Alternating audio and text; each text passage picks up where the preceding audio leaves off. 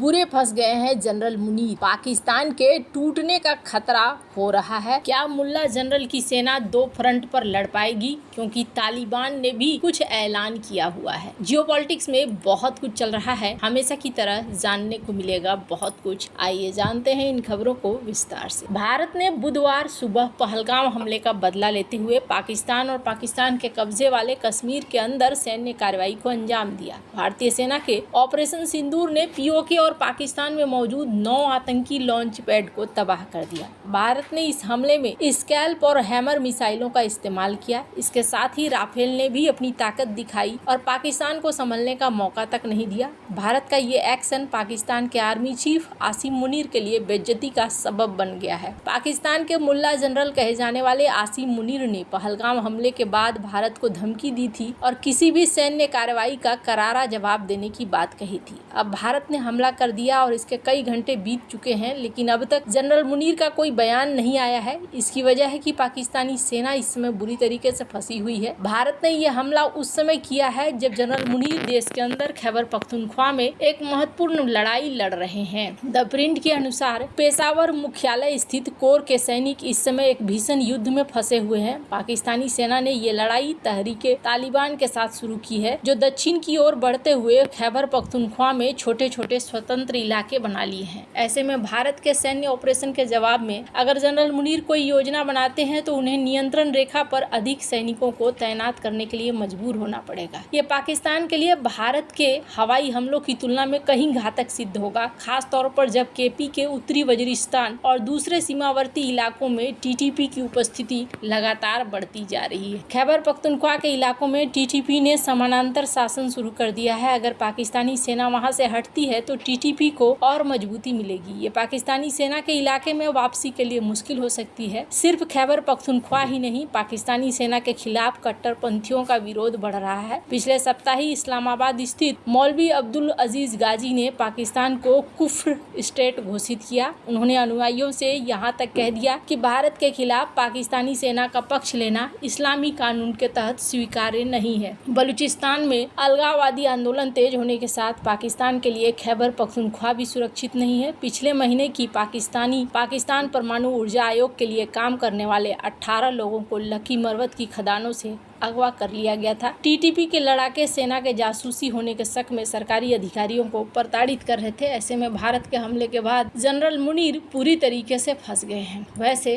पहले भी कहा जा चुका है कि ये लोग इस तरीके से बनाते हैं अपने प्लान को कि वो प्लान बुरी तरीके से फेल ही होता है। लेकिन कहा जा रहा है कि एनएससी की बैठक हुई है और इस एनएससी के बैठक के बाद ये कहा गया कि पाकिस्तान को जवाब देने का हक है। पहलगाम के जवाब में भारत के घुसकर हमला करने के बाद से पाकिस्तान बौखलाया हुआ है। अब पाकिस्तान ने हमले के बाद प्रतिक्रिया देते हुए जवाबी कार्रवाई की कसम खाई है। भारत ने ऑपरेशन सिंदूर के तहत पाकिस्तान और पीओके में जिस तरीके से तबाह किया है, उसके बाद देखने को मिल रहा है कि हमले के बाद पाकिस्तान के प्रधानमंत्री शहबाज शरीफ की अध्यक्षता में राष्ट्रीय सुरक्षा परिषद की आपात बैठक बुलाई गई। बैठक के बाद जारी पहले आधिकारिक बयान में पाकिस्तान ने कहा कि उसकी सेना को भारत के खिलाफ कार्रवाई के लिए अधिकृत किया गया है। इसमें कहा गया कि पाकिस्तान की राष्ट्रीय सुरक्षा समिति ने सशस्त्र बलों को नागरिकों की हत्या का बदला लेने के लिए अपनी पसंद के समय, स्थान और तरीके से भारतीय मिसाइल हमलों का जवाब देने की पूरी छूट दी है। पाकिस्तान के प्रधानमंत्री शहबाज शरीफ ने एक्स पर एक अलग बयान में कहा कि उनके देश को बलपूर्वक जवाब देने का पूरा अधिकार है और वास्तव में मजबूत जवाब दिया जा रहा है। उन्होंने भारत के हमले को युद्ध की कार्रवाई कहा।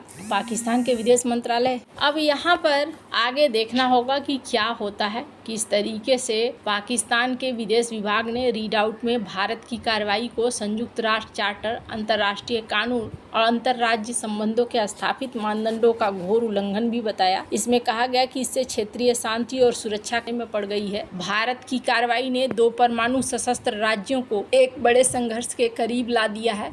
हालांकि आपको बता दूं, अमेरिका से लेकर कई सारे देशों ने कहा है कि वापस उत्तर नहीं देना चाहिए। पाकिस्तान में आतंकी संगठनों के ठिकानों पर भारत के हमले के बाद तालिबान की तरफ से भी बयान है, पाकिस्तान को जिसकी दूर दूर तक उम्मीद नहीं होगी। पहलगाम आतंकी हमले के बाद पाकिस्तान के कई पुराने दोस्त उससे किनारा कर रहे हैं तो कई खुलेआम भारत के साथ आ रहे हैं। अब अफगान तालिबान के नेता ने जो कहा वो पाकिस्तान के लिए तिलमिलाने वाला है। अब्दुल सलाम जईफ ने कहा कि पश्तूनों को इस पूरे मसले मसले से दूर रहना चाहिए। सलाम के इस बयान से जहां पाकिस्तान को बुरी तरीके से मिर्ची लग गई है, वहीं अफगानिस्तान में उनके बयान की तारीफ की जा रही है। कुल मिलाकर सलाम ने पाकिस्तान का साथ न देकर एक तरह से भारत के पक्ष में स्टैंड लिया है। तालिबान के नेता का ये बयान पाकिस्तान को मिर्ची लगाने वाला है, इसलिए क्योंकि खैबर पख्तूनख्वा की बड़ी आबादी पश्तूनों की है, जिसने पहले से ही पाकिस्तान की सेना के साथ जंग का ऐलान कर रखा है। खैबर पख्तूनख्वा पहले से ही पाकिस्तान के लिए सिरदर्द रहा है और पहलगाम आतंकी हमले के बाद खैबर पख्तूनख्वा के मस्जिदों में भारतीय सेना का साथ देने का ऐलान किया गया था। अब्दुल सलाम जईफ अफगान तालिबान के प्रमुख नेताओं में से एक हैं। वे तालिबान शासन के दौरान पाकिस्तान में अफगान राजदूत भी रह चुके हैं, लेकिन अब उनका एक बयान पाकिस्तान के लिए कड़वी गोली बन गया। सलाम जईफ ने इस बयान के जरिए साफ साफ संकेत मिलता है कि जो कुछ भी भारत और पाकिस्तान के बीच में हो रहा है, उसमें अफगानिस्तान या विशेष रूप से पश्तून समुदाय को बीच में नहीं पड़ना चाहिए। उनके इस बयान से तालिबान का भारत के प्रति नरम रुख का संकेत मिलता है। वहीं पश्तूनों को अलग करने का अर्थ है पाकिस्तान की पश्चिमी सीमाओं पर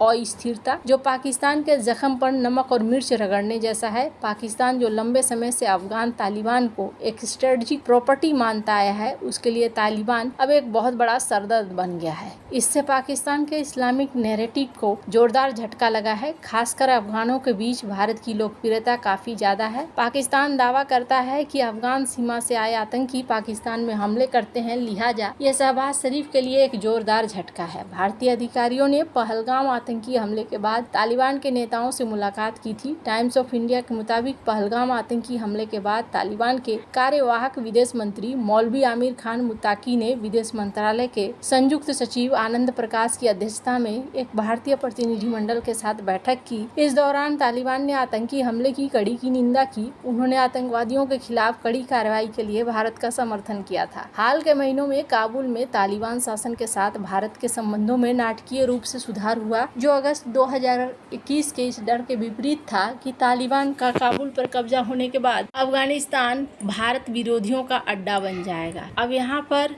देखना होगा कि क्या होता है आगे। अभी तो ये कह दिया गया है कि एक्शन लेगा, अब क्या एक्शन लेगा ये बहुत बड़ी बात है। पर पाकिस्तान के ऊपर अमेरिका का दबाव बन रहा है कि कोई भी ऐसा एक्शन लेने की कोशिश ना करें जो कि उनके लिए खराब साबित हो। और भारत ने जो किया है वो सिर्फ टेरर कैंपों पर किया है। भारत की तरफ से कहा जा रहा है कि अगर इन्होंने कोशिश भी करी कि वैसे जनरल मुनीर जो काफी समय तक ये भाषण दे रहे थे, हिंदू और बहुत सारे शब्दों का इस्तेमाल कर रहे थे, अब उनके लिए ये समस्या आनी शुरू हो गई है। पीओके में बहुत सारे लोगों ने इस बात को कहा भी है कि जिस तरीके से भारत की मिसाइलें एक के बाद एक आनी शुरू हुई, वो पाकिस्तान के लिए बहुत चौंकाने वाला था और वहाँ के लोगों के लिए भी। वैसे आपको क्या लगता है इन सब मामले में, आपकी क्या राय है, कमेंट कर जरूर बताएं। क्या आपको भी लगता है कि पाकिस्तान इस बार जवाब देगा, और जवाब देगा तो फिर उसके लिए बड़ी मुश्किल हो जाएगी? कमेंट कर अपनी राय जरूर बताएं। जल्द मिलते हैं अगले वीडियो में नई खबर के साथ।